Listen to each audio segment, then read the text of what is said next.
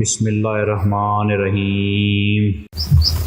معزز ناظرین، آج ہم آپ کی خدمت میں قرآن کریم جو اللہ کی سچی کتاب ہے اس کی حقانیت کا ایک سچا واقعہ پیش کرنا چاہتے ہیں۔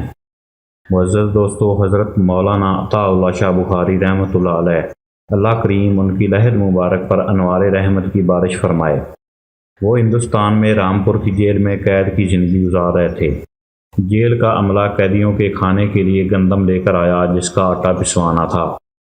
حضرت مولانا عطا اللہ شاہ بخاری رحمۃ اللہ علیہ سے کہا گیا، عطا اللہ تم باغی ہو، عطا اللہ تم باغی ہو حکومت کے، اس لیے تمہاری یہ سزا ہے کہ آج تم چکی پیسو گے۔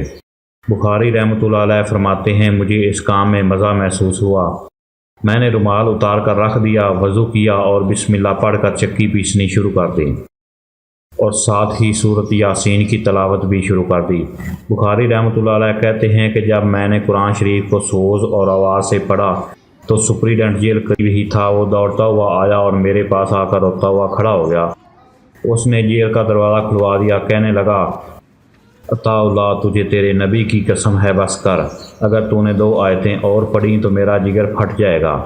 حضرت عطا اللہ شاہ بخاری رحمۃ اللہ علیہ جب قرآن مجید کی تلاوت کرتے تھے تو ان کی پرسوز آواز سننے کے لیے انسان تو انسان، پرندے اور جانور بھی خاموش ہو کر سنتے تھے۔ دوستو، اگر ویڈیو اچھی لگی ہو تو لائک کر دیں اور چینل سبسکرائب کر لیں۔ اللہ نور السماوات والارض۔